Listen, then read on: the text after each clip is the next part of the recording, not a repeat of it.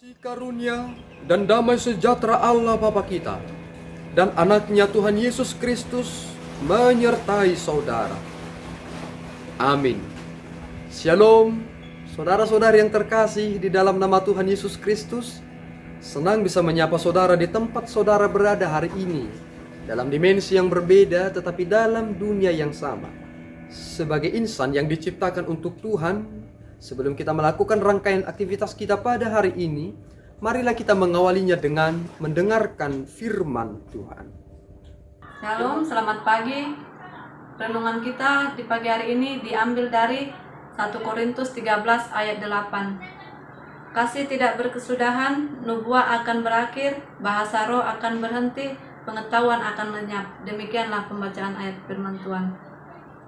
Saudara-saudari yang terkasih di dalam nama Tuhan Yesus Kristus, Rasul Paulus mengatakan akan ada 3 hal yang tinggal, yaitu iman, pengharapan, dan kasih. Dan yang paling besar di antaranya adalah kasih. Mengapa Rasul Paulus berkata bahwa kasih tidak berkesudahan, tetapi nubuat akan berakhir? Pengetahuan akan berakhir, bahasa roh akan berhenti. Karena ternyata nubuatan itu masih bersifat terbatas. Dan pengetahuan itu juga bersifat terbatas. Mengapa nubuatan bersifat terbatas? Karena firman yang diberitakan oleh pemberita-pemberita firman belum bisa mencakup segala hal, karena kita masih melihat dalam cermin yang samar-samar. Meskipun kita telah memiliki iman yang benar, seperti yang Yesus katakan kepada Thomas, berbahagialah orang yang percaya meskipun tidak melihat. Itulah yang kita miliki hari ini. Ternyata melalui pengenalan yang tidak sempurna itulah Rasul Paulus mengarahkan kita supaya terus berpengharapan dengan benar. Dan titik berangkat mengapa Rasul Paulus mengatakan bahwa kasih itu tidak akan berkesudahan, karena ternyata kita menemukan bagaimana penyertaan Tuhan itu yang mendahulukan kasihnya dan terlihat dalam anugerahnya. Jika Tuhan tidak mengasihi dunia ini, tidak mengasihi kita, maka Tuhan akan mendahulukan murkanya.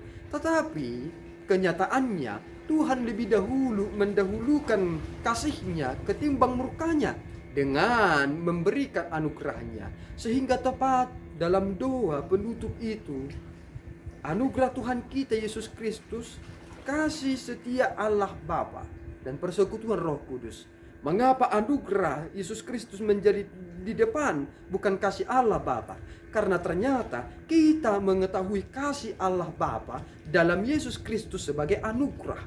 Dan inilah yang kekal itu, karena ternyata kasih Allah itu kekal bagi kita di dalam Yesus Kristus yang tidak dapat dipatahkan oleh argumentasi apapun di dunia ini. Dan dunia ini tidak dapat mengintervensi itu, karena kita berada dalam kasih yang sempurna itu. Kita harus memiliki ini. Sehingga Paulus berkata, untuk apa aku dapat berbicara bahasa roh jika aku tidak memiliki kasih? Aku sama seperti gong yang gemerincing yang tidak berguna. Tetapi jika aku memiliki kasih, maka aku telah menggenapi apa yang Tuhan inginkan dariku. Mengapa harus kasih? Karena di dalam kasihlah kita memenangkan banyak hal. Jika kita bisa mengasihi musuh kita, berarti kita masih memberikan dia kesempatan untuk berubah. Tetapi jika kita tidak memiliki kasih sama sekali, kita hanya melakukan sesuatu yang bersifat terbatas. Dan itu akan membuat kita sebagai pribadi yang akan segera berakhir. Milikilah kasih yang sempurna itu, seperti Yesus telah tunjukkan. Dan jangan jadikan kasih saudara berkesudahan. Teruslah melatih diri untuk hidup dalam kasih itu.